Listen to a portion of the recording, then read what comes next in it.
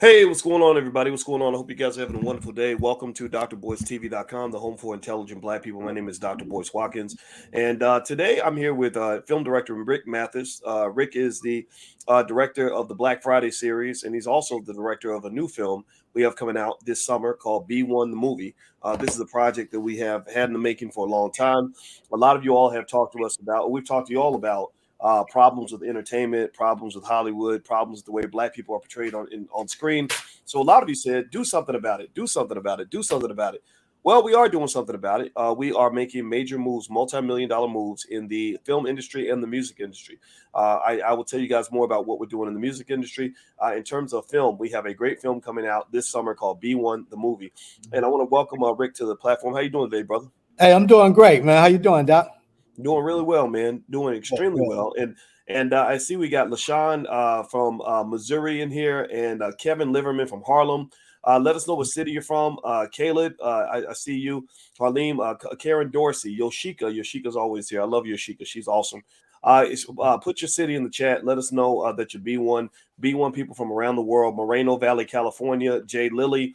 Who else? St. Louis. Kirk Quiglis. Dr. Kirk Quiglis. Dr. Kirk Quiglis is a dentist out of St. Louis. He has a storied history.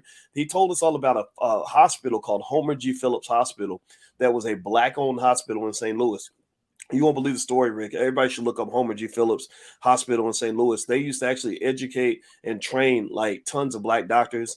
It was a hospital run by Black people, and eventually they shut it down. You know, integration, right? Wow. So yeah, but that was a great Black-owned hospital. Let's see, Jeff Thomas from Naples, Florida. Khalid Halim from Buffalo. Lewis from Dallas. I see Columbia, South Carolina. Will from Huntington, West Virginia. All right, so let's get it cracking. Let's get started. All right, so the question for today is, what's going on with the Black community? Like, what's wrong in terms of where we are? Let me kind of frame this, and then I'm gonna ask Rick kind of his thoughts on some of this. If you look at most studies, Rick, if you look at most studies, you will find that when it comes to education, and I want everybody to give me a yes or no if you agree with this statement. Give me a yes or no if you agree that since before integration, Black people are worse educated now than they were before integration. That Black people are worse off economically now than we were before integration in terms of wealth and ownership of property. That we're worse off now in terms of ownership of business. Give me a yes if you agree with that. That our families are worse off now than they were before integration. Give me a yes if you agree with that statement. And then you can keep going down the list. You can talk about health issues. You can talk about violence. Give me a yes if you agree that Black neighborhoods are more violent than they were before integration. And I think that it's up to us to really be aggressive in solving this problem and figuring out what's going on. So, Rick, what do you think about what I just said, and what's kind of your thought about around some of this? Man, when it comes to integration, that's that's it's kind of like a two-edged sword. I talked about this in my previous film, Black Friday. What was the impact on integration? Dr. King says after integration, he felt like he integrated us into a burning building. So I agree with that. I feel like integration was the worst thing that ever happened to Black people, because prior to integration, we had our own hospitals, we had our own schools, we had our own businesses. And after integration, we felt that the white man's ice was colder. Now we can go to shop with the white man. Now we can go stay in their hotels. You know what I'm saying? So I think integration was probably one of the worst things to ever happen to Black people as a community. Hmm. Well, integration is something that I think it should be examined because I think that people assumed that when they opened the door and let us in, that was a step up. How many of you grew up going to school? Give me a yes if this happened to you in school. How many of y'all went to school where in a way where you were told that integration was a really good thing, that was progress? Give me a yes if you were raised to sort of believe that was progress and not allowed to question. There was no alternative point of view. You were learning about Martin Luther King and Rosa Parks, but you never learned about Dr. Claude Anderson and Marcus Garvey. How many of y'all went through that in school? And I bring that up because a lot of us think that when we get invited in to something, that is automatically a good thing. And really, with integration, what you really saw, I want you to process this. White folks historically, as a collective, haven't really ever felt that black people were kind of their equal. It doesn't mean all white people were evil or that they all want to kill us. I'm not saying none of that. I'm not trying to. I don't have to be extreme with this, but even after slavery, the people in the North that we thought were our friends actually didn't want us to be free. They didn't want us to be free because they said we don't want those black people, those slaves coming up here and taking our jobs.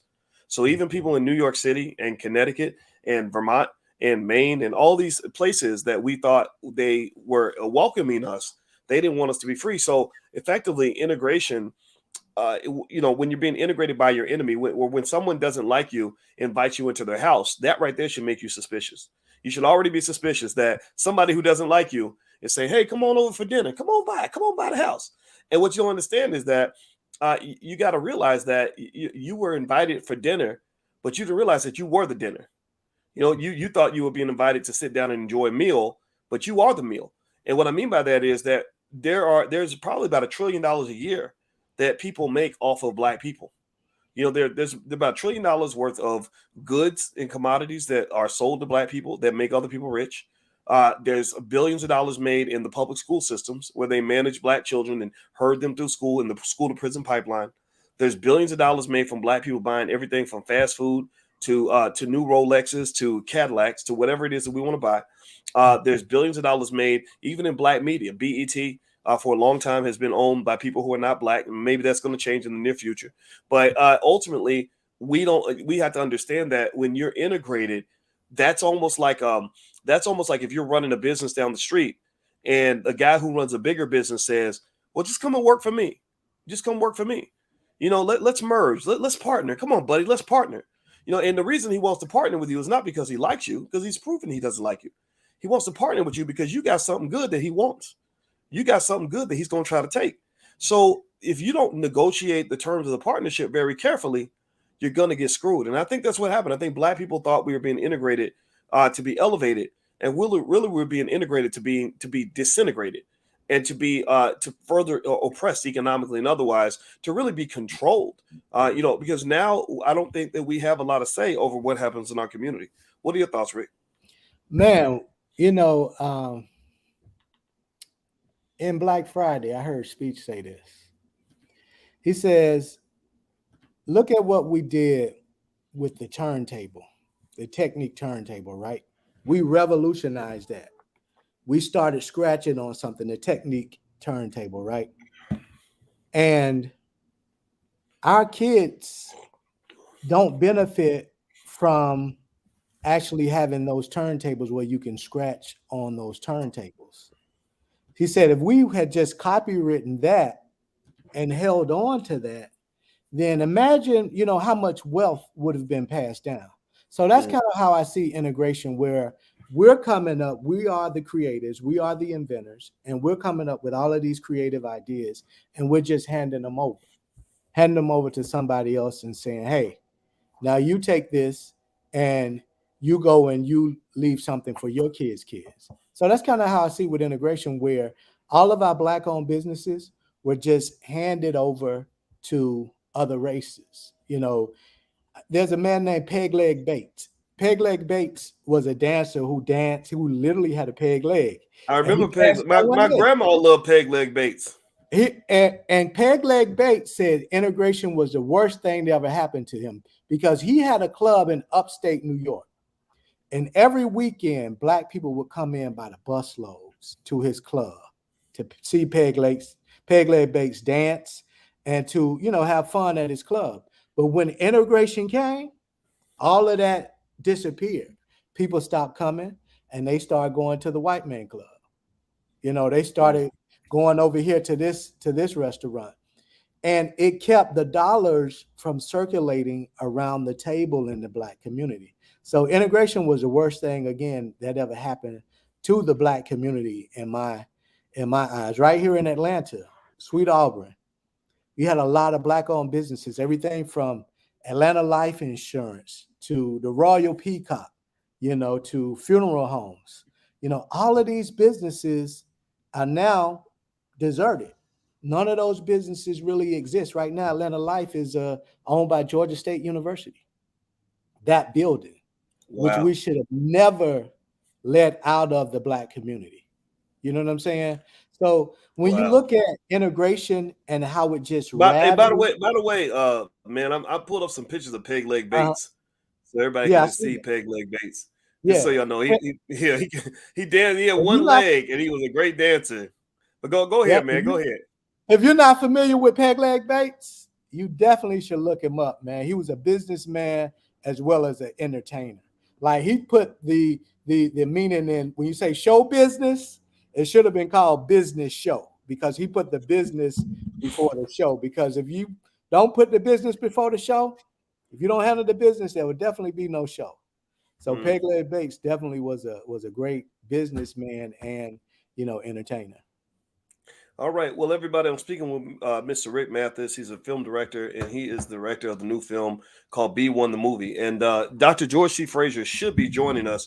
If he Mhm. can't make it by the 30-minute mark, I might have to bounce on out, man, because I got Okay. another thing I got to do. But the movie is coming out this summer. There are a ton of stars in this film.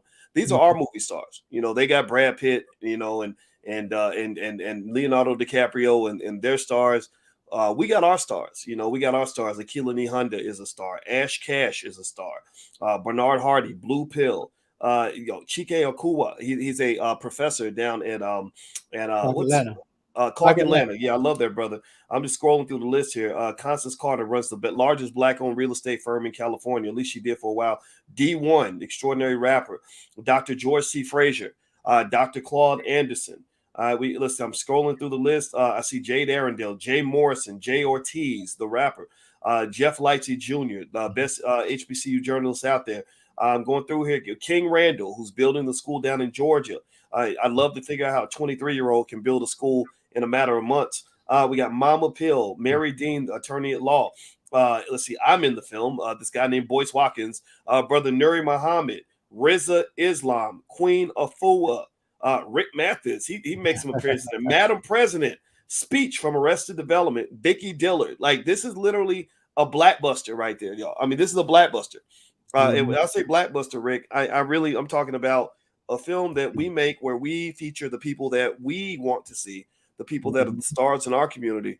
Because I don't know about you, man, but I don't really, I think some of the, half these black Hollywood stars, some of them are just weird. They're into stuff Yeah. that a lot of black people are not into. Like, I'll give you an example, man. One time I heard Richard Pryor.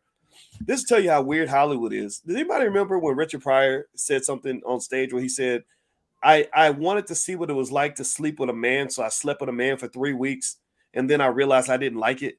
Does anybody remember saying that? Do I you heard remember him him saying say that, that. Rick? Yeah, I heard him say that. I think he Most said the same thing about smoking crack or something too, but Yeah, most black people don't really talk like that. I'm not saying there's anything wrong. I mean, sleeping with dudes, I'm not judging that at all. That's not to be judged, especially we talk about Atlanta or whatever. You got all kinds of whatever. It's fine. I'm not judging that at all. But it's like either you are or you're not. Kind of saying like I tried it and I didn't like it. I think that Hollywood, and if you look at what's happened to some of the biggest stars, black stars in Hollywood, you look at how Dave Chappelle pretty much lost his mind and ran off to Africa. Whitney Houston, the way she died, at an early age. DMX, what sort of that fame and celebrity kind of did to him.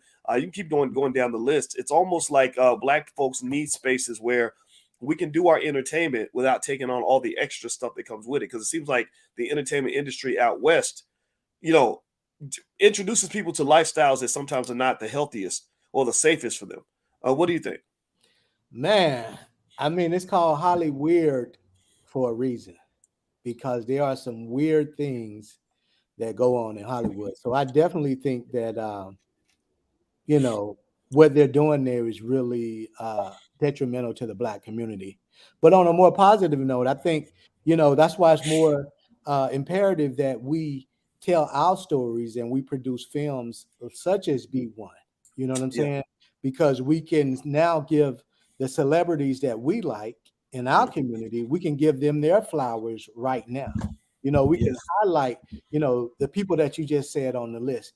And when I tell you this film is amazing, like man, they really did an amazing job, in this film. Like this film is like it's like the coming to America for the conscious community because there's so many taglines or punchlines, as I would say, in this film that, you know, people are going to be quoting this film and these taglines for years, because they're like, you know, like bam, like uppercut, like hit you in the gut type of comments that are in the film. So I mean, it's, you know, I'm excited about it, man. I'm pumped about it. And you know, I just can't wait to share this film with you all, with the B1 community, you know, because you guys deserve this. This is your film.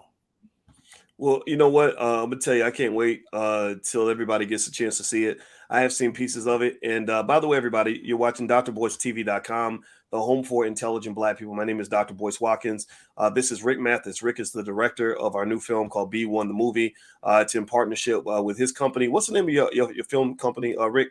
So we're doing this with West End Filmmakers. West End Filmmakers is a organization that I've created for creative filmmakers, kind of a hub for filmmakers of color to really come together and commune, to share ideas, and really be, you know, under one umbrella.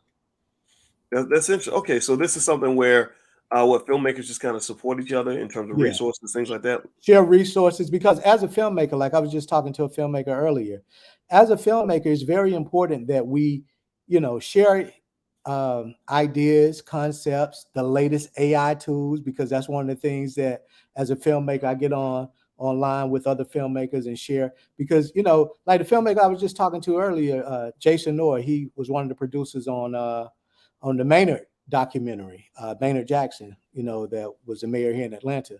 But shout out to Jason Noor. He said something that was real, and I was like, wow, I ain't never thought about that. But he said that I would share information or critiques about my film or my rough draft of a film that I won't even share with my significant other. Mm. You know what I'm saying? So just think about that for a minute. Think about that for a Wow. minute. So yeah, so that's Wow. real powerful. I think Dr. Frazier just joined us. He just texted me and said he's waiting in the room. Oh, I don't see him in here. You know what I'm saying? Yeah, so Let me see. I will send him the link and make sure he has the right Okay. StreamYard link. Yeah. I think I gave him a good link. Tell him that I Yeah. just texted He him may be in another the link. Google, like I was not. He may be in the Google Meet. Oh, really? Okay. Yeah. Yeah. You Tell see that him at the to, top. because I am looking here on my Yeah. phone, and the link I sent him is the correct link. Okay. Oops. See, because I can literally bring myself in here twice. So let me Okay. go ahead and remove myself. Uh-oh. Hold on. Let me get this. All right, so let's how about this? Let's do this for me real quick, everybody. This podcast is on Spotify, and if you have Spotify, if you could take a moment and look up the Dr. Boyce breakdown on Spotify, you'll find me on Spotify. Also, don't forget the All Black National Convention is where we're going to show the actual feature film. We're going to do a red carpet event there. So if you want to join us at the convention, just go to allblacknationalconvention.com, allblacknationalconvention.com. So we are talking today about issues that are going on in the Black community. We're waiting for Dr. George C. Fraser to join us. Once he comes in, I'm going to let him do all the talking because I don't have a ton of time left. But at the same time, Dr. Fraser is such a badass that he does whatever he wants to do because he's one of the respected elders in the community and a guy that I admire tremendously. And also, don't forget, I have a new book out. It's called The 10 Commandments of Black Economic Power. It is available on Amazon. And so if you want to go get a copy, get a copy. Feel free to look at the reviews. The reviews are very good. Everyone likes it. And in fact, what I'm going to do is read kind of an excerpt from the book as Rick is working with Dr. Fraser to bring him in. One of the things that we talk about in this book is that Black people don't necessarily have to participate in the regular economy. I talk about how you can actually form your own economy. And there are literally three C's three words that start with the letter C that can allow you to create an economy within your group, within your family, within your neighborhood, within your investment club. And these economies, if they're done properly, if everybody's properly trained, can allow you to create an economic ecosystem. One of the things you want to understand about economics, and this is one of the topics that we hit on in this film, is that economics is something that we should understand as well as we understand basketball, football, twerking, rapping, and everything else. There's a reason why they don't really teach you how the overall economic system works because they only want you to know your part. They only want you to play your position. The pimp will never teach the hoe how to be another pimp, because he don't want no competition and he doesn't want to lose resources. He wants her to feel that she must be under his control at all times. So basically, the reality is that in the public school system, they're not going to teach you how to run a system. They're not going to teach you how to be the boss. They're not going to teach you how to be the leader. They're not going to teach you how to be the owner. You have to learn this on your own on the side. So I encourage everybody who has family that they love, teach them these skills. They're very basic skills, but they will make a big difference in terms of their ability to survive. So I'm curious, Rick, in terms of dividing the film, sort of looking at the different topics. I noticed that you sent me a list of the different chapters of the film, and I'm going to try to pull this list up. How did you go about deciding, which part of the film, which part of the film would cover, say, economics versus relationships or culture or music, etc.? Like, what was your thought process behind how you chose to sort of split the film up? Yeah. So when you look at each question in the film is divided into 5 questions. And then under each question, there's like 3 points or 3 segments that we touch on. So basically, it was divided based on the question. So when you start with the film, what is it going to take for Black people to start putting Black people first? That's one chapter, that's one episode, that's one part. Another part, what role does media play when it comes to Black people putting Black people first? So when you think about media, that's broken down into 3 parts. We touch on music, we touch on film, and we touch on social media. And that's the largest or the longest episode, if you will, because I feel that is our biggest nut or hardest nut to crack right now in the Black community.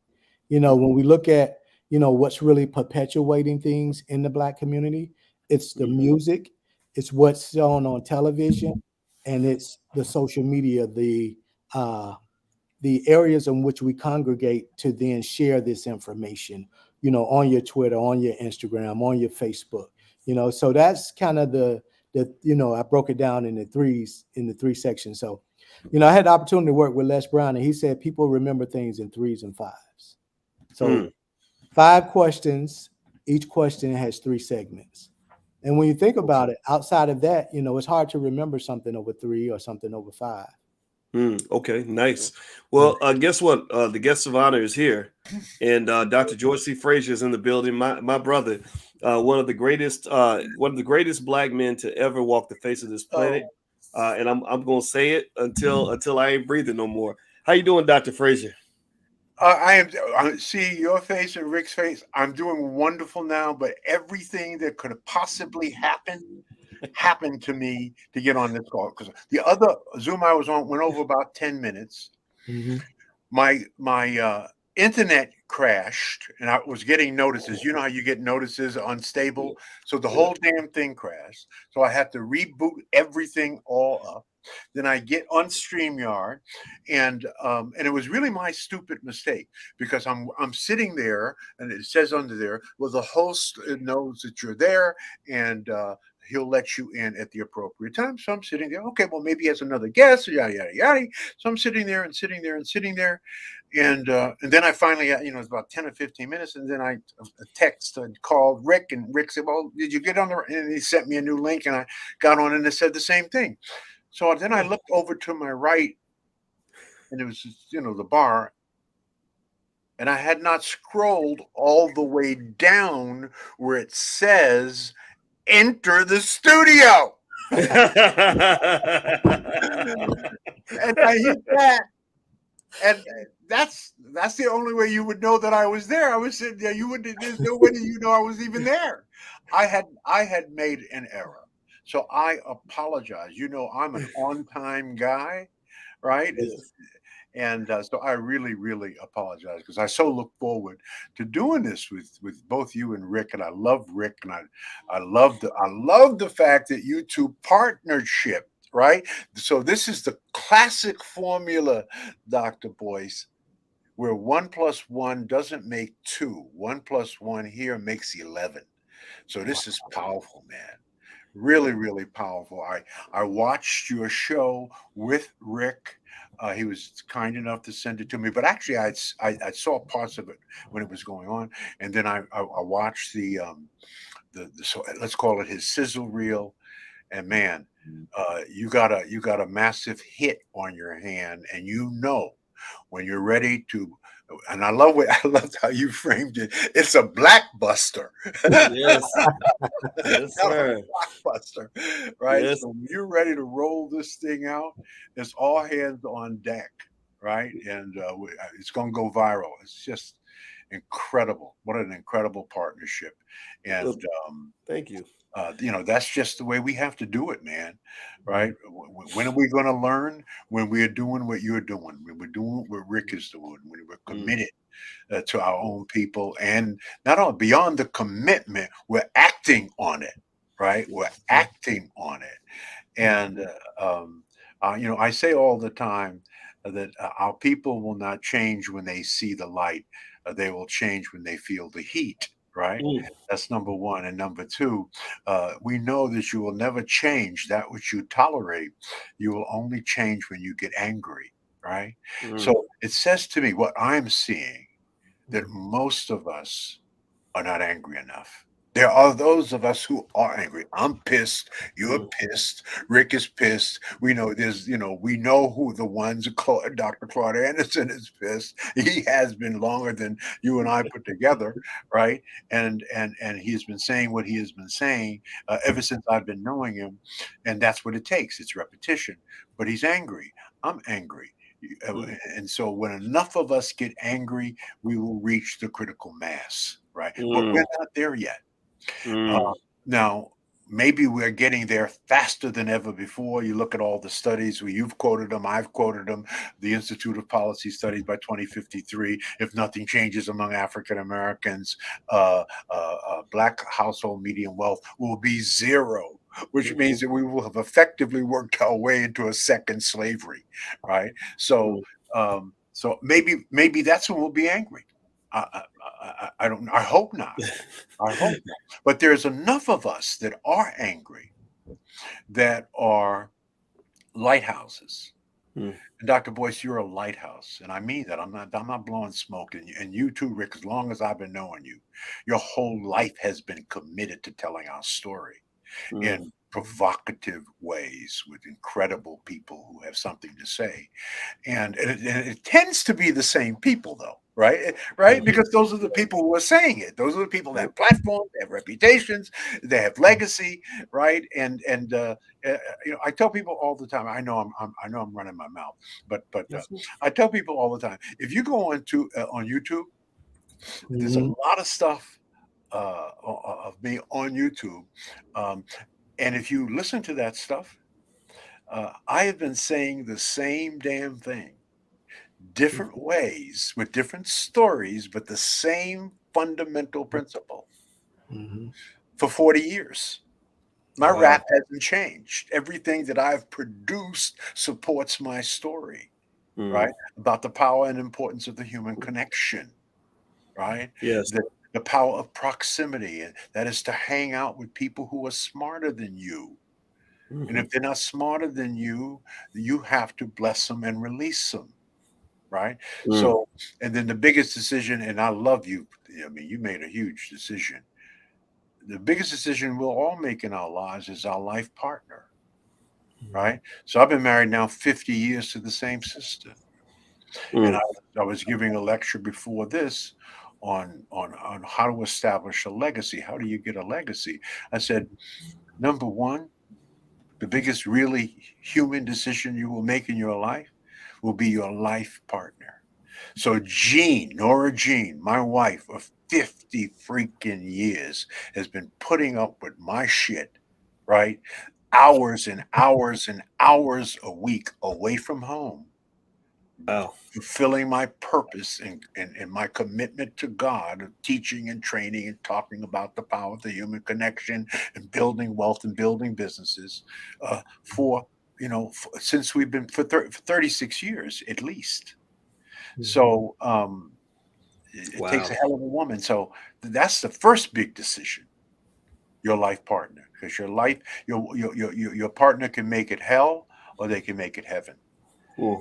And you've been blessed. I mean, your wife is just, and you made a star. I don't know if you made a star out of her, but you sure. I didn't know her before you two connected, but her public persona and a public presence and a public presentation, her display of empathy and knowledge, and her softness but firmness at the same time. Uh, Watch out, Dr. Boyce. Right? Watch out now. I don't know what you're feeding her, but you creating a monster over there. Mm. But Thank again, you. it's a 1+1 though. Yeah, that's what you two got. 1+1, right? No question. Well, it was partnership, partnership and teamwork, and I'll tell you, I'm glad you're here. I tell you what, I think the Illuminati must have cut your internet connection because they didn't want this to happen. That's what it was. That's who we're gonna blame. And I'm gonna tell you, Dr. Frazier, what you did in the film. And by the way, everybody, this is Dr. George C. Frazier. He has one of his many popular books is called "Success Runs in Our Race." Everybody's got to read Dr. Frazier's books. Everybody in the chat, please. I'm begging you, go look up his name, look up his books. Your latest, was your latest book called Click? Is that correct? Yeah, that's the follow. That's sort of networking 2.0. That was written. Uh, 15 years after the initial publication of Success Runs in Our Race, which was 1994. And it's sort of set the world on fire. It was really the first book targeted, not the first networking book. There were 14 networking books out when I decided to write Success Runs in Our Race, and I read them all to see what they were not saying. And you know what they weren't talking about? They weren't talking about us, right? They weren't talking about us. I said, this is such an important subject. We need a special book targeted to our own cultural picadillos and propensities, and heighten the awareness. So that was 1994. And I said, I'm going to commit the rest of my life to helping our people understand the power and importance of networking, connecting the dots, leveraging more effectively our collective resources and intellectual capital. Prior to that, the networking was not the word du jour in our culture in 1994. You couldn't go to a conference and there wasn't a networking thing going on. Now every Black conference in America has a networking component. So mission accomplished. Well, I'll tell you what. I think that I want everybody to kind of understand. I need everybody to have enough intentionality to realize that when you're talking about your kids and your grandkids, everybody in the chat, if you got kids or grandkids, say yes in the chat. Put their names in the chat. Let's go ahead and bring them in here and talk about how great they are. I need y'all to realize something very clear. For those, this will only work for people that are able to bust out of the brainwashing, and that's really probably only 20% of the population, to be honest with you. I need you to realize that the public school system and public educational systems and public universities are not the best places for Black people to learn what they need to learn in order to be successful. It's just not. It doesn't mean that those are bad places. There are great things you can learn there. I went to college, got a ton of education. Education's good, not anti-formal education, but your professors need to be people like this man right here. This man should be at the top of the list in terms of the professors you learn from, because he's thinking about you. He designed his curriculum with you in mind. I'm a professor. When I wrote my book, The 10 Commandments of Black Economic Power, I put the word Black in there for a reason. I could have said, diverse economic power, or I could have just said economic power. Right? That's what people talk. Well, That's an awesome. By the way, that's an awesome book. And thank you.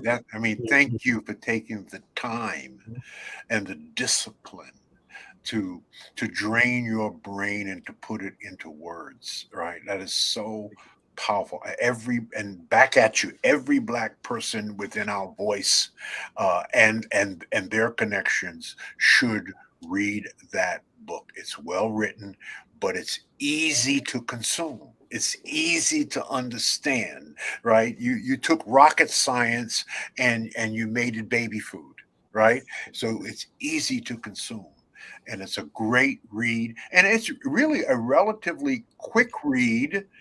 I like quick reads because really good books like yours, I like to read them 2 or 3 times. right?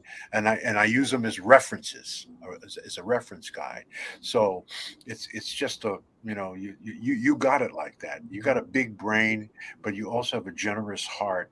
And just have there's a certain profundity to you, Dr. Boyce, and profundity simply is defined as the ability to take something complex and to make it simple. That's what profundity is. And you are, I watch you all the time. You may see me hanging out in your audiences all the time, but and you just go. It's just extemporaneous. It's improv, but it's always, you can always grasp it. You don't have to figure out. I love Michael Eric Dyson. He was in my last book, but you got to figure out what Michael Eric Dyson is saying. You got to figure out what Dr. Cornell. We love them, right? We just love to see them sit back and rap, right? Wow, right? So, so I'm not that. You're not that, and we need all types, right, for us to get where we're going.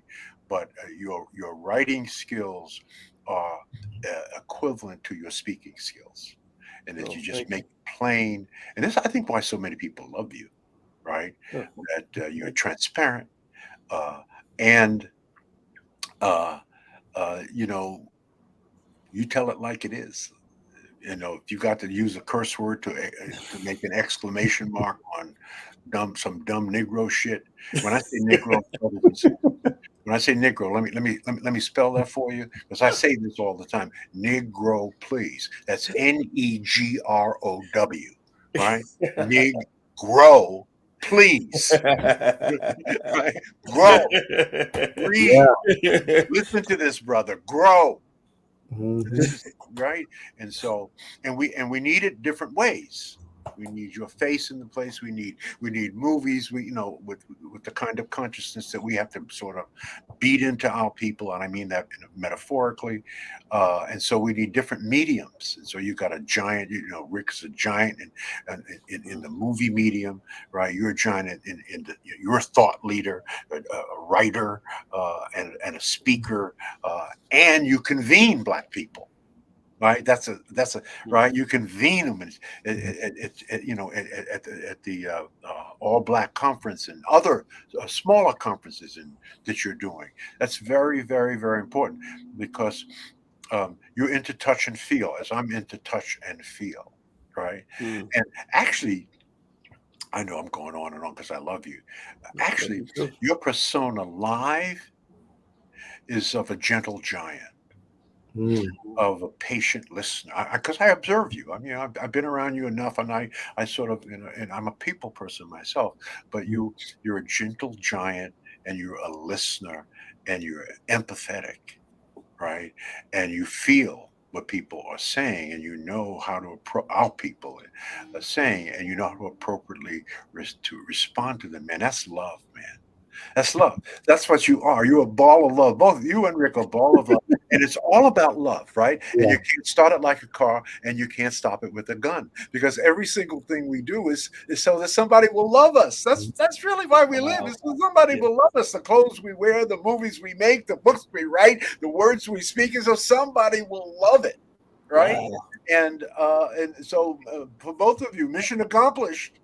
Wow, that's very powerful what you said. I'm humbled by it. I'm left speechless by that. But it's the truth.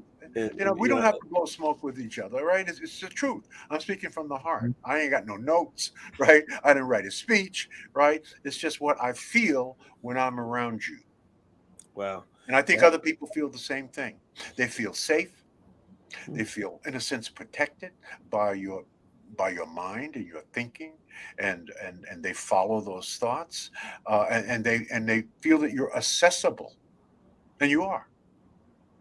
Wow. Well, I'll tell you what. That's well, thank you, Dr. Fraser. I guess that's the best way to respond. I have no more words for that. Really. Thank you for saying that. Yeah, I'll tell you. I think we're in a battle. And I believe we're going to win. And what I love is even when Rick makes his films, his first major film project that I knew about was Black Friday. So he used that word black, and I really want everybody to understand, again, when you're talking about the people you want to learn from, the ideas you want to sort of consider and pay attention to. There are people out here that are super smart, super talented, super capable, like the gentlemen that are here today, that have your best interest at heart. And so I think that we need to incorporate that into how we're raising our families and our children, right? What are the standard books that the kids need to read? Who are the scholars they need to learn from? What are the films they need to watch, right? And what are the businesses that they need to support? And you start that early.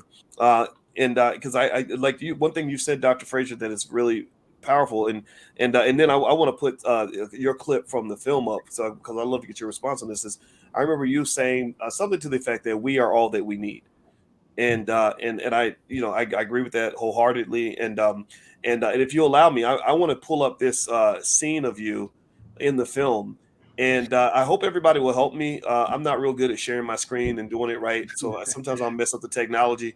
Let me know if you can hear and see this film clip. This is a sneak preview of our new film. It's called B1 the Movie. It's starring a long list of big stars in our space, from Dr. George C. Frazier, Dr. Claude Anderson, Riza Islam, on down, Vicky Dillard, etc. It's an amazing movie. We're going to release it this summer. Here is a scene from Dr. Frazier, and I'm going to put this on the screen. And give me a yes in the chat, everybody. Once I start playing it, let me know if you can hear it. Okay, that way I can. And I'm also even going to take the link. It's on a YouTube video, so I'm even going to take the link and share it in the chat so you guys can click on and watch it again if you want to. So here you go. Now, this is the airplane story. If you want to share the airplane story, this is different from the music clip. Yeah, this is the airplane story. Yes, this is Dr. Frazier's clip. Yep. Yeah. Okay. Oh, yeah. I'm flying to Los Angeles. I happen to sit next to a young brother. Remember, I'm 77. He must have been 25. Now, his headphones were so loud, I could actually hear the music through his headphones. And for 4 hours, he had this music pumping into his brains that basically say, we ain't shit, promoting gangsterism, niggas, bitches, hoes, 4 hours of that. You cannot tell me that a constant repetition of that kind of musical diet does not infect, affect, and effect both your conscious and subconscious mind.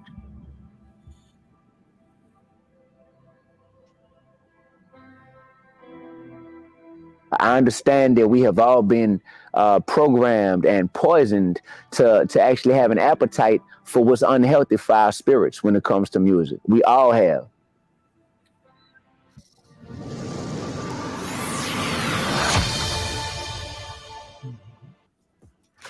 Yeah, that's deep. Right. That's deep. So, Dr. Frazier, what was going through your mind when you told that story, and elaborate on that in terms of what the music? Because I remember another thing you said in the film was that our people, Black people, changed when our music changed, and I think it's important to hear from you because you have that extra life experience that a lot of us don't have. Yeah, talk about that a little bit. Yeah, and I don't want to give away because it's a thunderous piece. And in fact, Rick sent me a little ditty from the film. He said, "Well, why don't you put this up on social media, see what people say?" Because I said, people ask me all the time, well, why have we changed? And I said, well, we changed because when our music changed, and he just dropped it right there, right? He just dropped an A-bomb, and then and then he announced the movie, and so I had a lot of people comment on it. With an amen, not negative. No, I had not one negative response. But people say, I sort of never really thought about it that way. Well, I'm 78 now, right? So growing up in Brooklyn, New York. And I grew up in a church, like most of us, where gospel was played. I grew up in a bastion of jazz jazz music, and met artists. My father he was a cab driver, but he was a part-time drummer, and they had jam sessions in his brownstone in Brooklyn. So I met a lot of the the big guys, Miles and Coltrane and so forth. And I love that music. It was an art form, right? So when you grow up on that stuff, you just fall in love with it. And it was always about teaching us an art. The art of improvisation, the art of being able to create right on the spot, right? To take a, 16 bars and start with my favorite things, one of the favorites from John Coltrane, and then riff on that, right? Just go completely off and just do something that is completely imaginative and innovative.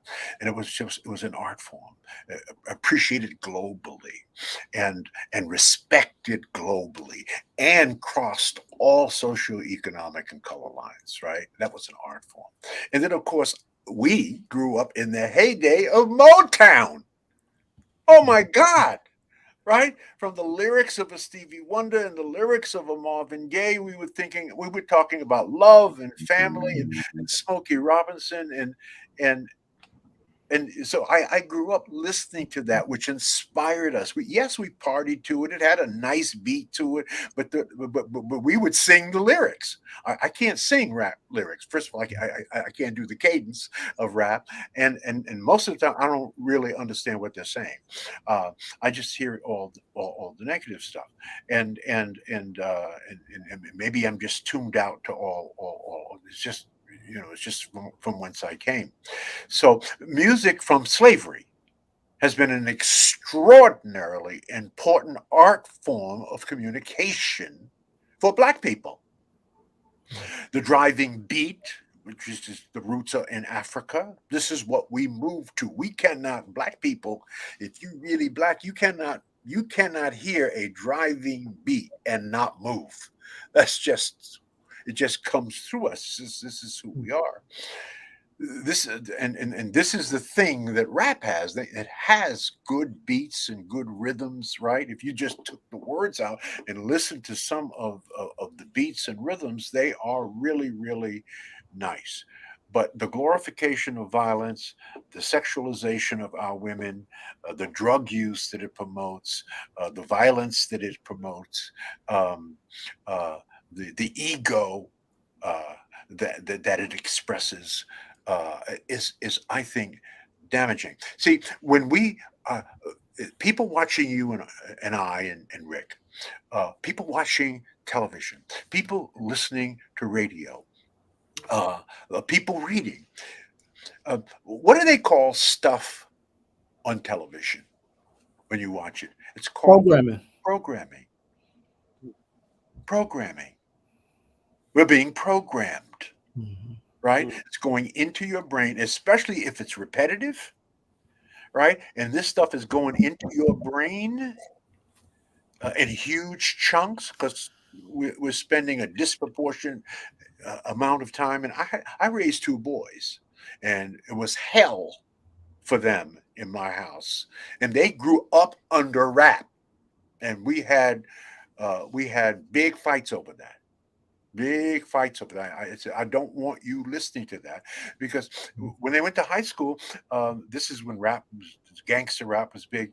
They were getting C's and D's. They were spending a lot of their time listening to this music. It was almost addictive. And finally, one day, I went into their room. They were there. I got all of this. It was CDs then. All their CDs, and I threw them in the trash. I said, until your grades are better, and something happens with these lyrics, you're not going to listen to this in my house. So they were forced. It's like taking somebody off of dope or cigarettes or whatever the case may be. And guess what? Their grades went up. Their grades went up. Right, because they're smart, so it went up to B's and B pluses. So it made them unproductive. They were spending more time listening to that crap right? And high-fiving each other, and so it was damaging to a generation. Not all of rap, not all rap, but just a lot of it, especially in the early iterations. Not in the earliest iterations, uh, Biggie from Brooklyn, Tupac, right? They were really talking about community conditions. They were not talking about bitches, that kind of thing, right? It was really about community protests and speaking on the conditions of their community, which were legitimate, and they were very articulate, and you could understand them. And then it evolved, and I think now it's devolving. So I think for me, the new hero of rap is Kendrick Lamar. Now, this is the only rapper in the history of rapping that has won a Pulitzer Prize. Wow. Wow. Pulitzer Prize. So, and they're cleaning some of it up. I think they acknowledge psychological damage and the imagery damage and the way our women are portrayed in those rap videos, right? Are like sluts and hoes, right? And that young women watch that stuff all over BET at the time, or MTV, and they think they have to look like that and be that, have red hair, big boobs, right? And twerk to be accepted. So it has had collateral damage, and that has changed 2 generations, and we see it. You see the evidence of it, and but it's evolving, and I think all music does evolve, and I think I think let us pray at the end of the day, because it is a culture, right? It's a all right. So I was in Ghana. This was 10 years ago. I was in Ghana, walking down a main street in Ghana, and there was a store. And the name of the store was Niggas, Niggazah, Niggas. Wow. And look at this. This is a true story. I took a picture of it. Mm. And I said, "Who's the owner of the store?"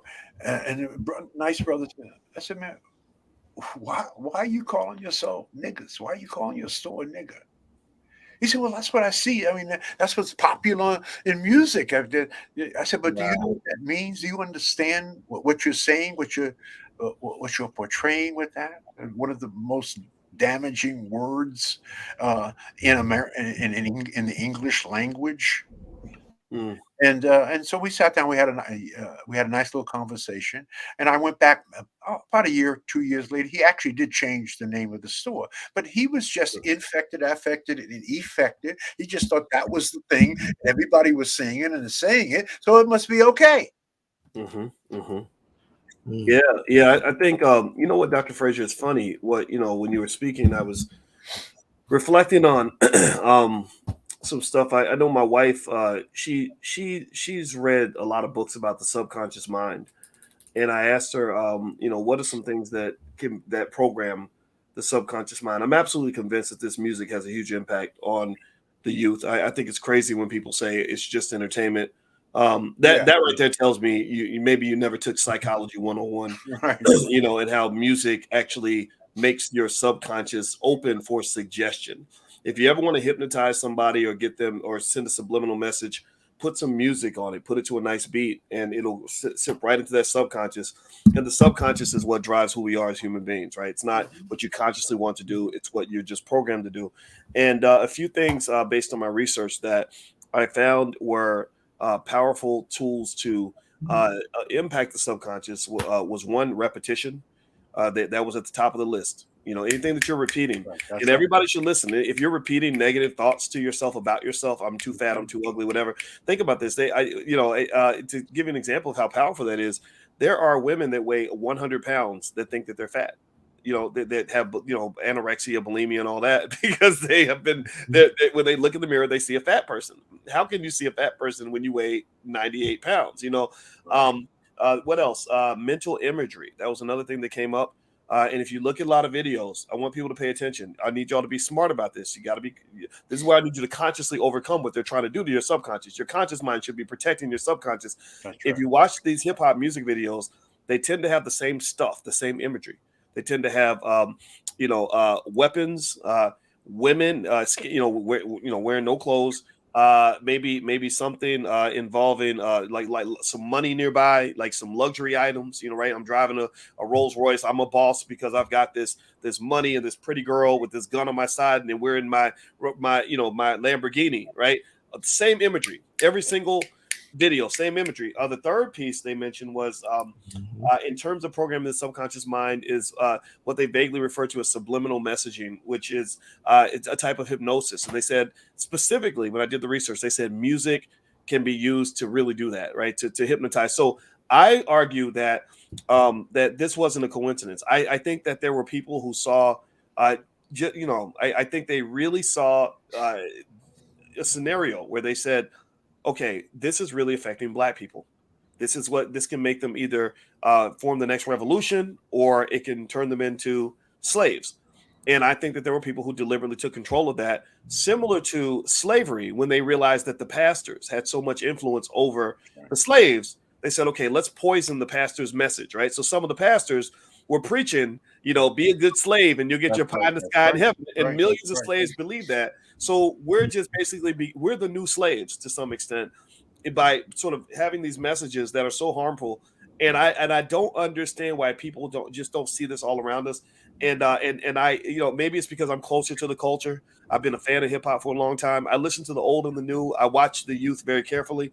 And I'll end with this story. In Chicago, this past week, there was a Black woman police officer, a Black female police officer, who had just finished her law degree. And she walked out on her front porch, and two young Black men between the ages of 16 and 19, three of them, I believe, went up and they just shot her and killed her. And I read that story. And whoa, yeah. Yeah. And when they asked the kids, like, why did you do this? Did you know her? Like, were you settling the score? Did she do something to you? And they said, no, we were just bored. I kid you not. They literally said we were bored. And so, it doesn't mean that the music is the only factor in this, right? There's a lot of other socioeconomic issues you could talk about in Chicago in terms of economic development and politics and all that. But Lord, I mean, when you have all this despair around you, and then the music only accentuates this idea that that you want to be a killer and a shooter, and that this is how you gain some sort of status, and this is what everybody's doing. That really affects the mind of a 16, 17-year-old. Of course. And I just don't know why we're not more aggressive in speaking on this. We will fight like hell over, let's say, a George Floyd incident, which we should, right? That was a problem. Right. But if George Floyd had been killed by a Black man, I don't think anybody would have cared. No. And that's a problem. That shows we don't have that intentionality and that proactiveness to decide our own destiny. We're sitting back waiting on white folks to decide that Black Lives Matter. I'm not waiting on nobody. I'm not even waiting on half these Negroes. Right. It's crazy to me. So I said a lot. I didn't mean to overtalk that. You put an exclamation point. Yeah. Yeah, that was good. There's nothing left to be said, right? Between what I said, you said. I mean, that covers it, and hopefully we will recover from this. It will take people. Just another question, people. How long do you think, Dr. Fraser, it will take us to sort of overcome this psychological holocaust that we have gone through, second through none in the history of humankind? As a sidebar, I mean, there is no other culture on earth that called their women the equivalent of niggas, bitches, and hoes. I mean, no one else on earth does that but us. We're the only ones. So what's up with that? No one else does that. We're the only ones on earth, right? Jewish men don't call their. Oh, Dr. Frazier, looks like you're going in and out a little bit. I think the Illuminati cut your Wi-Fi again. Yeah, not he that far started from saying reality. too much about the music. Yeah. I saw. But the thing is, I wanted to chime in real quick. You know, when he said it's programming, and when you say it's just entertainment, right now in Atlanta, Georgia, Young Thug is sitting in jail for lyrics and music that he created as entertainment, but now he's being prosecuted for those same lyrics and that same music. You know what I'm saying? So is it just entertainment? When is it entertainment? And when does it cross the line to be something else? Well, by the way, Dr. Frazier, you back with us? I think It looks like he froze. I'm going to remove Dr. Frazier for 1 second. Yeah. He'll come back in. But yeah, it's kind of like interesting because there are people who believe, for example, that a person should be prosecuted for saying the N-word. There are people who believe that a person should be prosecuted if they scream fire in a crowded theater and somebody gets trampled. Trump and the crew, for January 6th, they're getting prosecuted for things that they said that caused the riot, right? So, if that's all true, if you agree with those things, then you have to make an argument that, lyrics in a song can be influential as well. Also, it looks like Dr. Frazier's back. I'm bringing back in. Also, one thing I've noticed about rappers, because I pay very close attention to what they're doing, is that they got some of our kids stuck on stupid. They literally, you have guys, and it happens in Chicago too. Well, they'll go kill somebody and then rap about it. It's like a message just sending back and forth. In Chicago, drill rap was very big. So they're like, we'll go kill your friend, and then I'm gonna say it in a record so everybody knows that we did it. Well, the rival gang ain't the only ones watching. The feds are watching too. The police are watching too. So I just wish, Dr. Frazier's back. I'm glad he's back. I think that one of the things, and it's happened a little bit now, but it needs to happen more. I believe that when we lost fathers in our community, we really lost just so much. We lost trillions of dollars in potential, economically and otherwise, because it's a good father that tells you, son, don't go kill somebody, and then if you do kill somebody, don't go rap about it. Like, let me tell you what happens when you get a RICO charge. Let me tell you about my friend back in 1987 who got, who was taken down by the feds, because a lot of these poor young guys, and I feel so terrible for them, they don't find out how serious this game is until they've gotten 85 years in prison. Mm-hmm. And then by the time it's over, game over. You're out of the game now. They've removed you from society. And that's what they ultimately want to do. I believe they want to exterminate the black male like a cockroach. If you listen to even some of Biden's rhetoric 30 years ago when he brought the 3 strikes law and everything, because crime was kind of going, getting rampant, he pretty much said these people are beyond the pale. They can't be redeemed. These kids coming from single parent households, that's coded language. They were talking about us. And he literally said they need to be removed from society, exterminated pretty much. That's not that far from something that a Hitler might have said. Hitler just went another step further in terms of actually literally physically exterminating people. But if you get somebody 30, 40 years in prison, that's kind of the same effect. Dr. Frazier, please. Also, the insult to injury is that we produce it, we write it and perform it, but we don't really own it. We don't own it either, right? And so, we get a piece of the action, but it's all like in anything. And if you've got a big publisher, the deal I had with HarperCollins on Success Runs in Our Race was I get 15, they get 85. Right. So for the past 30 years, right, and the book is they've made 50 times their money. So, so we don't own it. Which means that we don't really control it, and those who control it understand what music, what lyrics, and what type of things sell in the ignorant part of our community, and that's the stuff that they give you permission to produce. Right? Yeah. Because if you produce it, you can't get distribution. Now that's getting easier now, but fundamentally, and it was the same with jazz. It was really we created it, but we didn't own it back then. Less so with R&B. when Motown really dominated, and there were several other black labels at that time, Sussex and so forth, that owned and hired blacks, and they got a piece of it and so forth. So, Wow. but that is, I don't know, I don't know. Is there a black rap mogul who owns a big piece of the rap category? Well, I mean, they own, some of them own their publishing, but for the most part, we don't own the distribution channels, which is where the money is. Right, which is where the money is. Right, Mm. right. Yeah, and Yeah, that's the main thing. Yeah. yeah. I think that black ownership is definitely something that has to be thought about. In this deeper sense that I think it seems to me that every game, whether you win or lose the game, is determined by whether you understand the game, what position you're seeking to play in the game. If I show up to the NBA Finals and I don't know anything about what's happening in that building, there are a lot of roles I could play in that game. I could be LeBron James. I could be the guy on the bench. I could be the coach. I could be the referee. I could be somebody in the stands. I could be the cheerleader. Right? I could be the water boy. There's a lot of roles I can play. And if I'm not intentional about what role I want to play, Right. then I'm going to end up playing the role that somebody else told me to play. Right. You know what I'm saying? Like, so if I ask the team owner, well, what role should I play? And he says, oh, well, you're black. You're supposed to be the water boy, or you're supposed to be in the stands. You buy a ticket and you sit in the stands. That's what you do.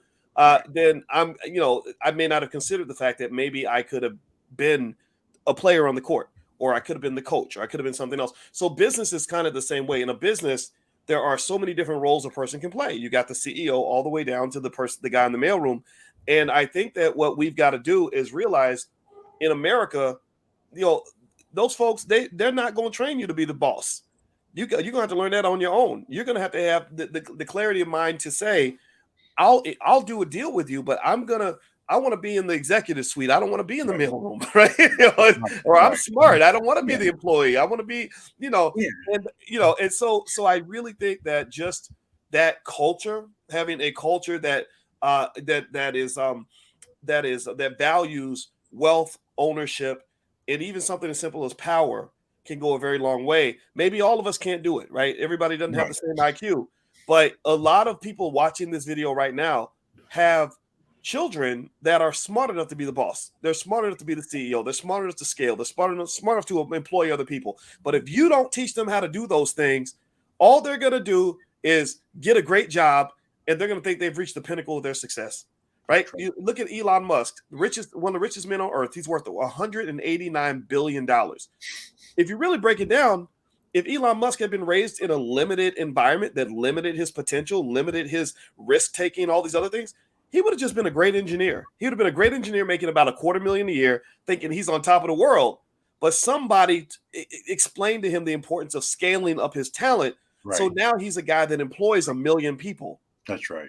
Right. So that's what I think, has to occur, because we've got to find some way to really elevate the masses of Black people. I'm tired of celebrating some Negro on TV or somebody, just these symbolic successes like, oh, the Little Mermaid is Black. Yeah, that's nice, but that's a Disney movie. we don't own that. It feels good, but it's not gonna make it doesn't make any impact, or even a negligible impact, on the economic well-being of the masses of Black people. I want to see where we're going to create the next Black Walt Disney. That's where we're going to develop him or her, finance him or her, make sure that him or her has the infrastructure, make sure him or her has the leadership capacity to even build something like that. Because you think about that, right? A guy like Walt Disney that built this $500 billion empire, he had to think a certain way to even allow that to grow into what it became. That's right. Right. So we got to breed those CEOs. That's my point. Dr. Right. I'm gonna let you get the last word. I didn't mean to over talk, brothers. No. I could listen to you all day. Really, both Rick and I, you really contribute a lot. We have to persist. We have to persist. I insist that we persist. Let me say that a different way. That ambition is the road to success, but persistence is the vehicle that you arrive in. Okay, you have to persist, right? Let me say it a different way.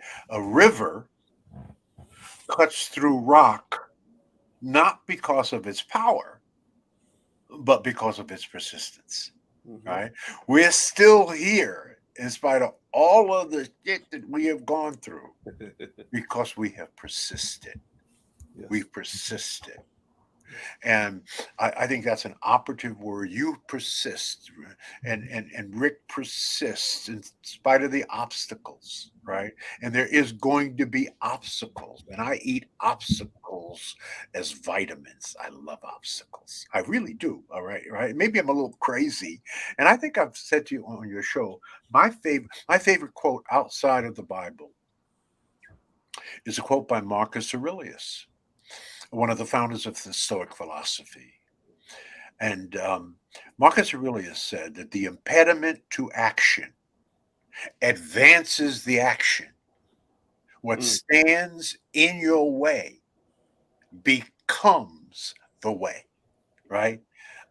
Said another way, the obstacle is the way. Where there is no obstacle, there is no way. If a mountain was smooth, you couldn't climb it, right?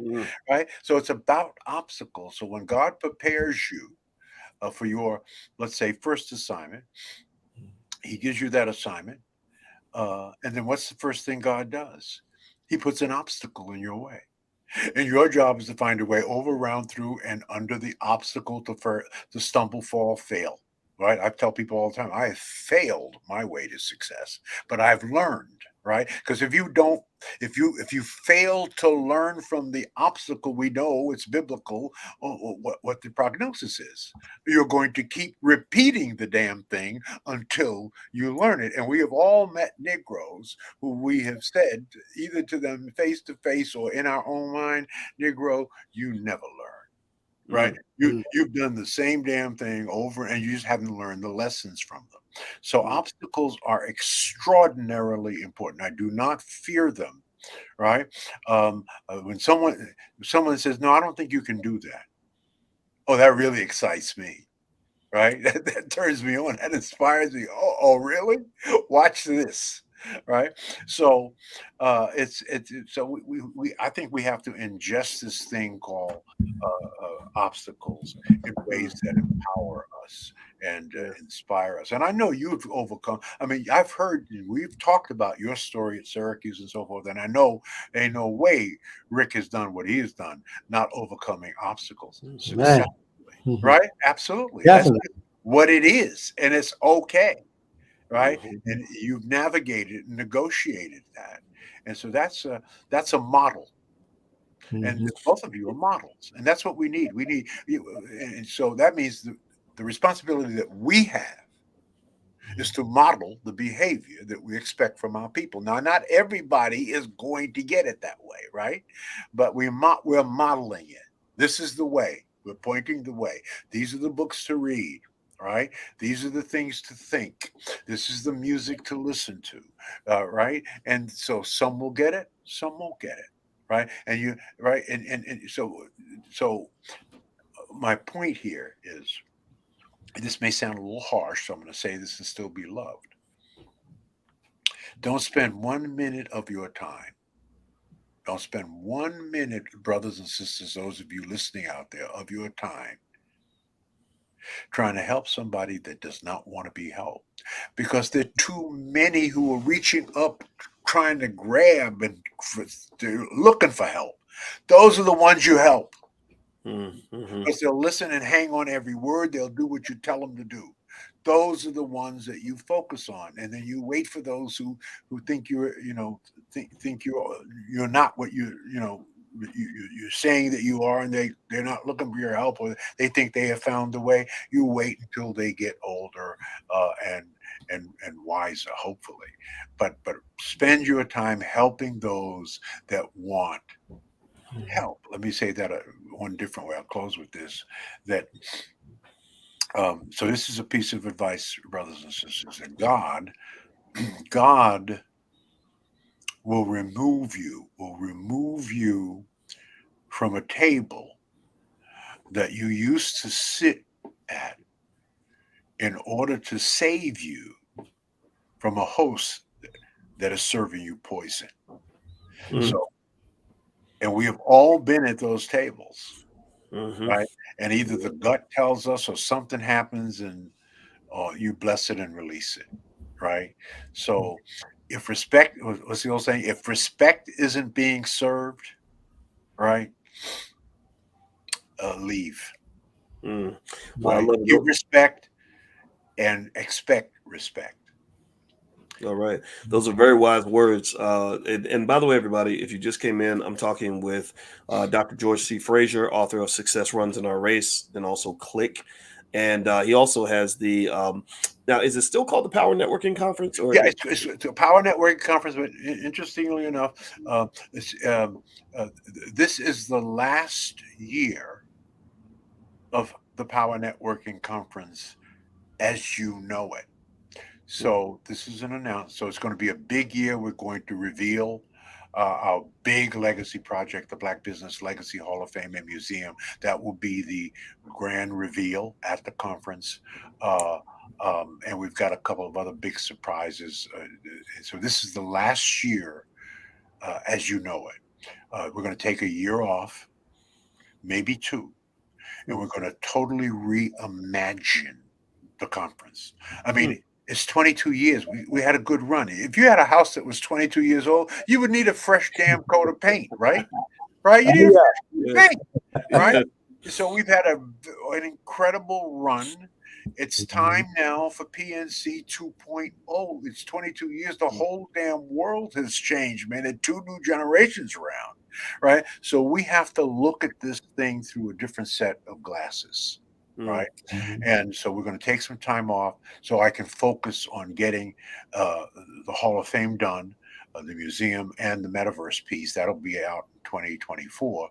And then reinvent PNC, and it'll come back as a 2.0. And I'm working on. I'm working thematically because when you give up stuff like that, it's like giving up a child, right? And so your mind is constantly trying to figure out ways to check your own self and to change your own damn mind.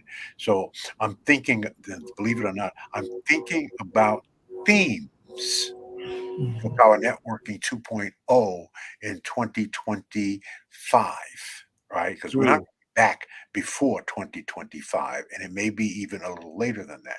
But I'm thinking about what would that be?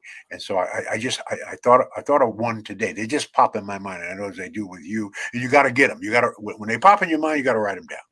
You got to write them down, or you'll lose it, right? And and see, now I'm trying to remember the damn thing, and what the hell? Just this is just for tone. The theme would be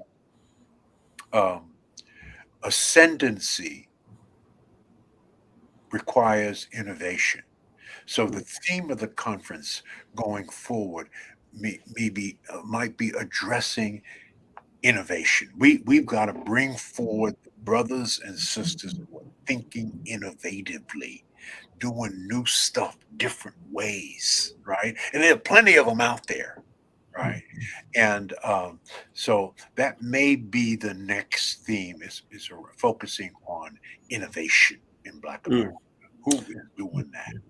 Who's saying things differently, who's building things differently, who's looking at things differently, who's creating differently, right? For generations to come. So that's where I'm going. So the conference is August 2nd through the 5th, and I know you have something going on around the same time.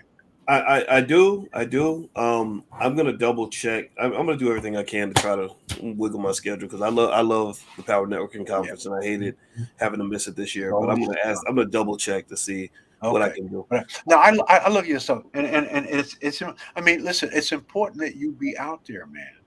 Right? You have a powerful voice. People love you, and it's important that you touch them. Right?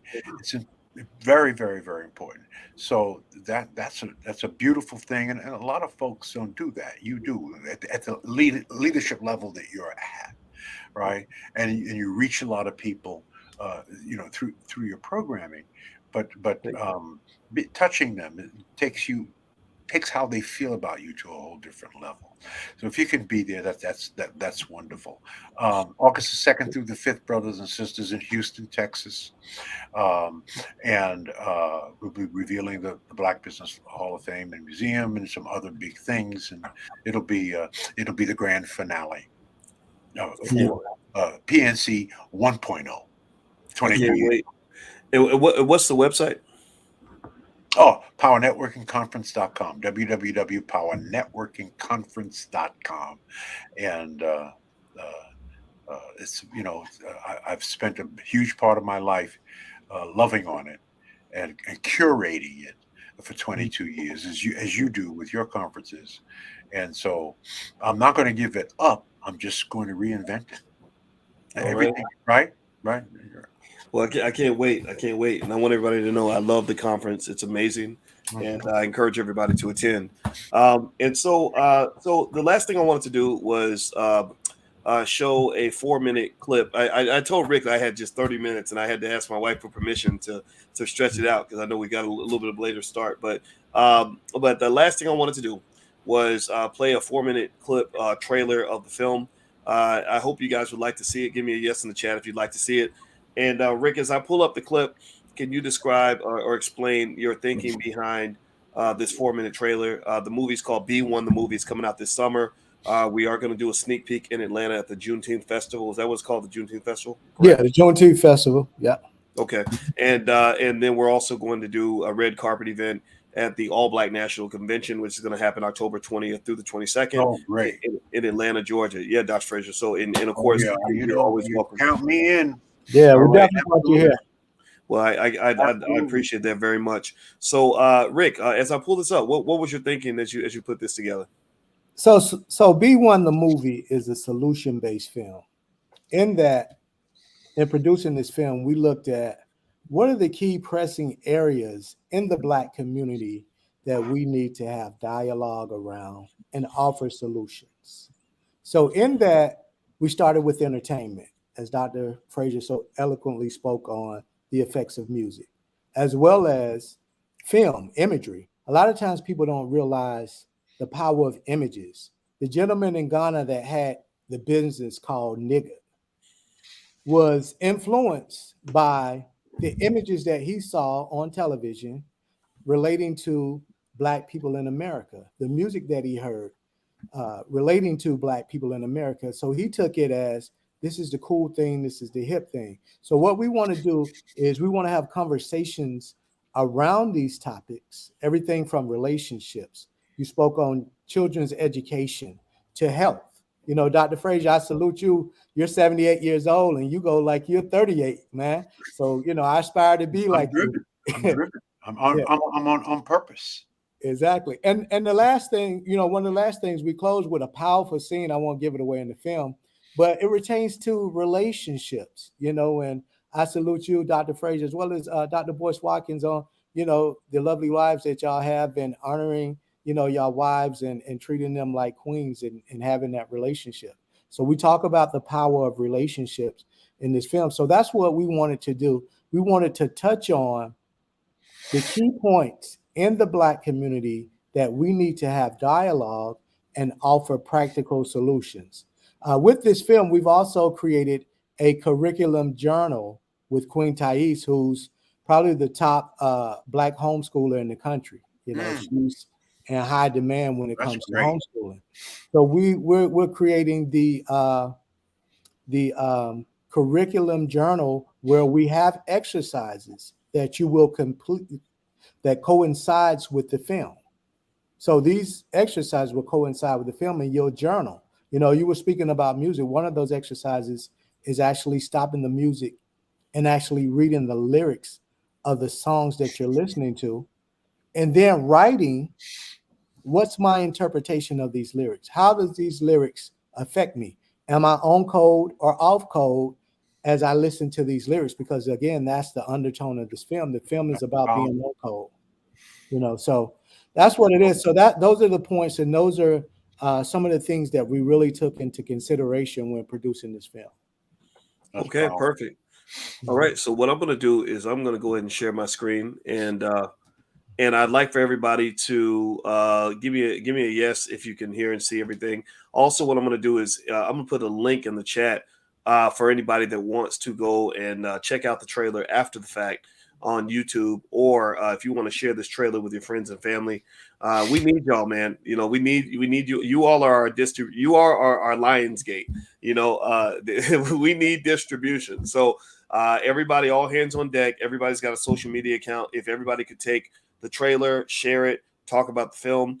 You're all part of the cast. We can't do this without you. This film is about you. This is about the B1 movement. And so let me go ahead and share the screen and give me a yes in the chat if you can hear and see everything. When I start playing this, I want to make sure the audio and the video is coming through okay. So as we start playing, give me a yes to let me know that it's coming through all right. Here we go.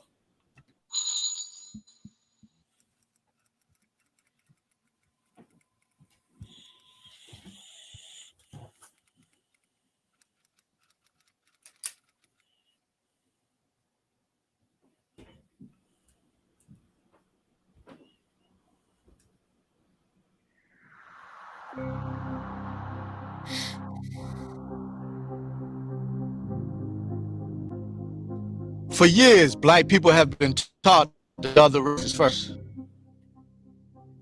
But how would our community look when we establish a code of conduct that puts Black people first? Your family is your natural economic gang, and everybody should be affiliated. There should be a code of conduct. Everybody has to be on the same page. If you cannot get everybody on the same code, then you cannot win.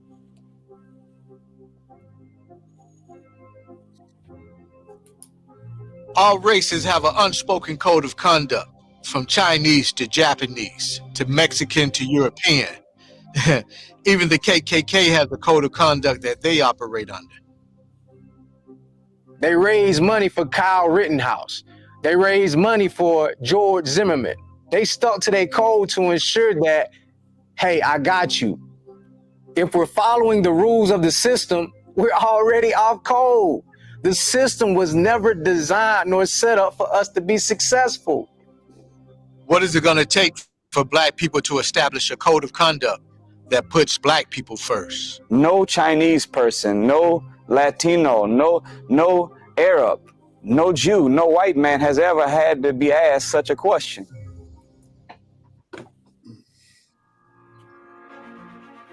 The first thing that we have to have is a code, and that code has to be a patronymic code because we are Black. And if we look at the Constitution, that is a patronymic code that we can follow, but not actually use because that's someone else's code of conduct and code of building wealth and prosperity that is able to be passed through heirship for generations and for perpetuity. But 99% of all the Blacks in the country, whether they got an education from college or not, they don't know what the Constitution is all about. The Constitution was the first affirmative action plan in the United States, and it was written strictly and solely for white folk. That's why in the Constitution, 1 up to 12 is for white people. In those 12 amendments, you'll hear him talking about, he'll be talking about things like using very broad and ambiguous terms so that Black folk can never figure out what the Constitution was about. But what if we established a Black Constitution that puts Black people first and is built on the principles of love, respect, and unity? If Black people put Black people first, then we will take the planet back. That's the fact. We have already survived the Middle Passage. We have survived the crack epidemic. We have survived mass incarceration. We have survived all type of experiments. And here we are still standing. Being Black is being resilient. That is the code. It's embedded in our DNA. Like that's the blood that's in your veins. When you know that, and you know Mansa Musa was the richest person ever. When you understand that, and you understand where you come from, and you understand that anything is possible, you will understand that abundance is your birthright, right? Stop resisting you're resisting your greatness.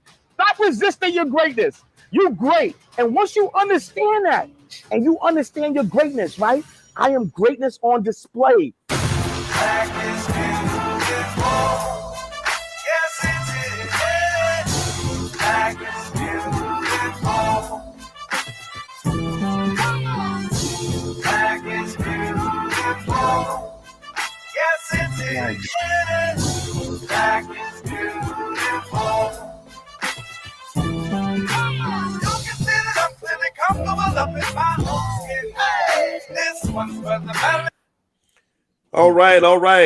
So everybody, if you could give a digital applause for Rick for doing excellent work. Rick and his team put that together, and that is just a sneak preview of the film. It's called B1 the Movie. Comes out this summer. Dr. Frazier, we were first of all, let me start with Rick, and then I'll go to you, Dr. Frazier. Let you get the last word. So Rick, how does it feel, to kind of put all that work, and I know you put a lot of sweat equity into this film, and you busted your butt on this. And it was an honor to work with you on this project because I want everybody to know Rick isn't just talented, but he's just a great guy to work with. That's my first measuring stick of whether or not I want to work with somebody. I don't work with assholes for very long. And Rick is a good guy. He's hardworking. He's talented. How did it feel to sort of see your work kind of on screen and everybody checking it out? Man, I mean, it's surreal. At the end of the day, I love Black people, man. I'm proud of my Blackness. And I love me some Black people.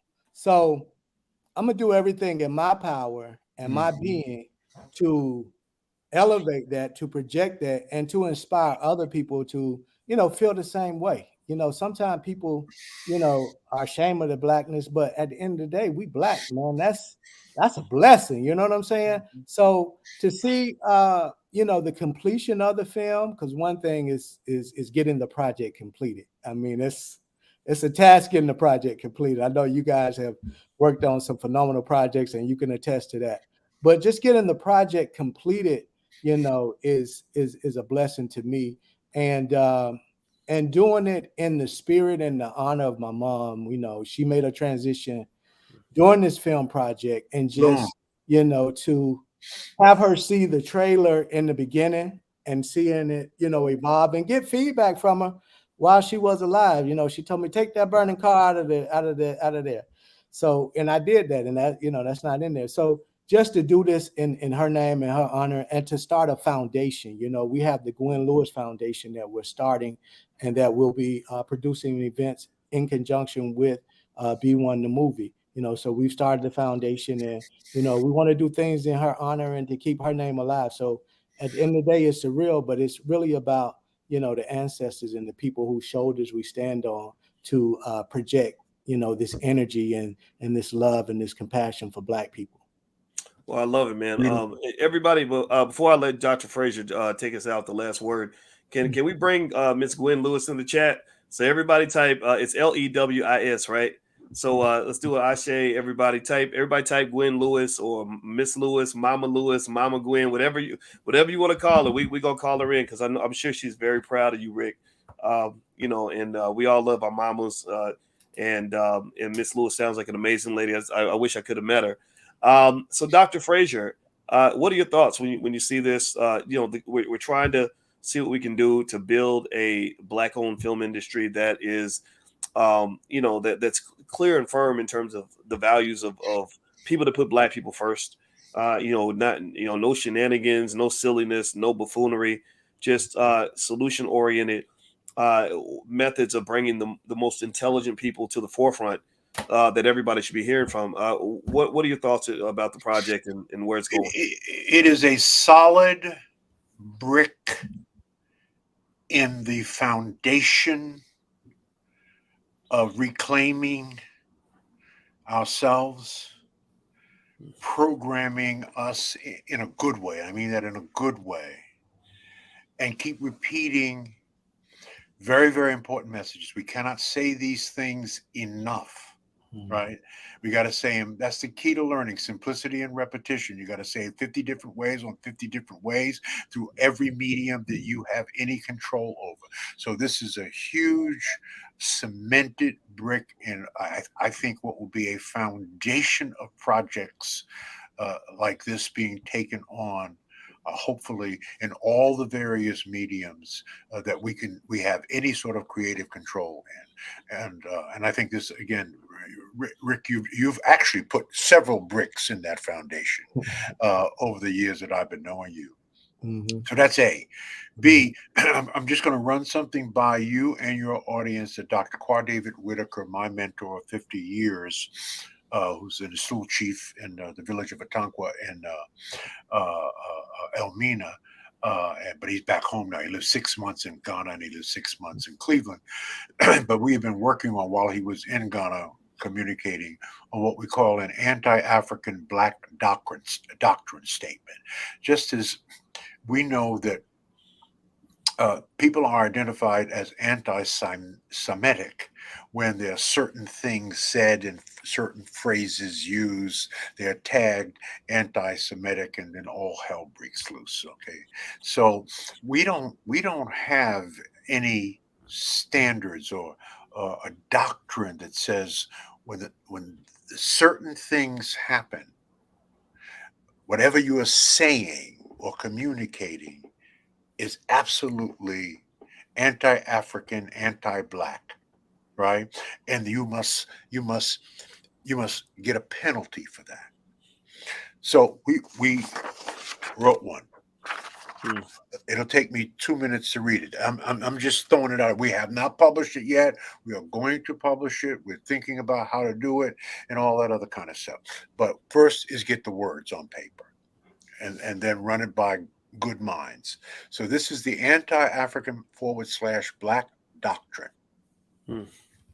Any belief, behavior, initiative, policy, practice, law, or pending legislation, whether individual, private, corporate, governmental, profit, nonprofit, oral or written, intentional, negligent, and from any source whatsoever, that A, frustrates African Black family integrity, cohesion, child development, and prosperity. B, impedes individual or group economic development opportunity. C, is perceived as hostile to the self-esteem, socioeconomic standing, individual and group empowerment, and overall interest of African or Black people, which, among others, operates through negative global imagery, unhealthy print and recorded mediums / messaging and reporting practices, destructive language, hate speech, and actions concealing, ignoring, excluding, denying, or whitewashing the local, national, and global impact of racism, white pseudo supremacy, historic, contemporary, and pervasive role in the global stereotyping, oppression, exploitation, and the overall standing of African or Black people the world over. Any breach of this doctrine will subject the perpetrator or perpetrators to one or more of the following: 1, archival in the AABD database; 2, public retribution, including social media; 3, individual, business, and or corporate boycotts; 4, inclusion of AABD's egregious offenders list; 5, legal action to the maximum extent of the law with demands of civil and punitive damages where applicable. Man, that is powerful. Wow. Yes. We need to include that at the end of the film, Doc. Yeah, I like that too. Yeah, I like love that. Now be truthful, because I said it to you because I know you. No, I love it. I mean, everybody in the chat, give some feedback. Let Dr. Frazier know how great that was. I like that. I like the fact that it formalizes something, right? It makes it very clear. And I don't think we missed anything. I don't think we missed anything. No, you didn't miss anything. And right. And I think that there's blueprints. The Anti-Defamation League does a very good job of protecting their community in certain ways, and so I think we have to be clear and structured in defending how we're viewed and perceived and treated. And this is life or death. The reason the ADL does such an assertive job of protecting their community is because they've seen what happens when you allow people to vilify you and make you public enemy number one, and almost reduce your brand to the point where you're seen almost like rodents that need to be exterminated. And so when everyone's hearing music and messaging that pretty much says the Black man is a killer and hates women, and that the black woman is just, you know, a worthless piece of garbage. Well, then when they send you to prison or they shoot you, then no one cares. Everyone says, "Oh, well, of course they did. Look at how those people behave. Look at how those people are." Yeah. You know, and it's and I think even Black Wall Street, when the massacre of Black Wall Street happened, media was used to create propaganda that gave the impression that they were going to the black neighborhoods to stop these terrible black people from coming and harming whites, when we knew it was the exact opposite. So we've got to be real clear about our messaging. That's why the development of black-owned media is very important. I'd like for everybody in the chat, if you could, we need you to be a partner in this. We don't need your money. You know, at some point, if you want to invest, that's fine, but we don't even need money. We just need we need some sweat. We need y'all to just really, if you can take this link, if everybody can give me a guess in the chat that you're going to take the link to this interview, take the link maybe to the trailer. I'll put the link back in there again, and share it on your social media. Talk about this film. Tell your cousin them about it. Tell your mama, tell your sister, tell everybody. We need your help. You are our distribution network, because we ain't taking this to Hollywood. Hollywood don't want this, right? And that's okay. We don't want them. So let's build this Black Hollywood. Let's make it strong. You know, we don't have, you know, we let go of certain things. Ain't nobody gonna, you know, we're not gonna show it wearing a Medea dress in this movie to make it hot, right? No disrespect to Tyler Perry, but ain't no black men wearing dresses up in this film. And but we're gonna make this with Dr. Frazier. We're gonna get this film in front of 1 million people. That's what we're gonna, at least 1 million people, because it is a blockbuster, and this is our real, you know, Black Panther. This is our Wakanda moment. Except it's not fantasy. It's real. It's not owned by Disney. It's owned by us, and we're gonna get it done and make it happen. So Rick, that's a powerful idea. Let's discuss that, the possibilities of that. I mean, it would be a hell of an ending, because we have not, and Dr. Boyce said it so eloquent, we have not define the parameters. I mean, others have defined some parameters. The Anti-Defamation League, you know, defined parameters, you know, for Jews and others. But we have not defined. We should be writing the parameters, where the guardrails are. Yes. Right? This is what we will not accept. Right. Here it is in a package. It's in writing. Right. You want to know what it is? Here it is. Right. Yeah. So this is next level thinking. But ain't nobody gonna do this for us. We gotta do it, right? We gotta do it. We gotta put the word. Why white folks ain't gonna write nothing like this? Are you kidding me? Right? No, nor should they. You know, exactly. We are intelligent men and women, and we can do this. Whatever anybody else can do, we can do it, and I believe we can do it and better. I think, yeah. There's nobody else that can say they survived the slave dungeons. 250 years of the most brutal slavery known to man, survived the Middle Passage, survived the 100 years of Jim Crow, survived the crack era, survived mass incarceration, and all these things, and still came out shining. You know, we are chosen in certain ways, and I just truly believe that to the core of my soul. So we ain't gonna lose. It's not possible. No, so I agree. So I would say thank you to our guest, Rick Mathis. Rick, what is your social media where people can follow you? Rick? Well, you can follow me at Rick. That's RIC Mathis, Mathis, and also follow B1 the movie. That's B1 the THE movie on Instagram, TikTok, you know, and all the other social media platforms. So, okay. Yeah. And Dr. George C. Frazier, PowerNetworkingConference.com is in your conferences. August 2nd through the 5th in Houston. August 2nd through the 5th in Houston, Texas, for our final act for Power Networking Conference 1.0, to reimagine the future for the conference. All right. And everybody, if you could hit the thumbs up button, like, share, subscribe on your way out. Also, don't forget this podcast is on Spotify. So if you ever can't catch us on YouTube, just go to Spotify. Or if you'd like to get text alerts when we go live periodically, just text the word Boyce to 31996. We want to stay connected so we can all win together. God bless everybody. And thank you again to the guests. And y'all have a wonderful day. Take care now. Bye-bye. And thank you, Alicia, for the extra time. Yeah, I know. I got to go up and explain. What were you down there doing? Stay on code, baby. B1. I was hanging with the fellas, baby. That's what I'm going to tell her. I was hanging with the fellas. All right. Have a good night, everybody. Thank you.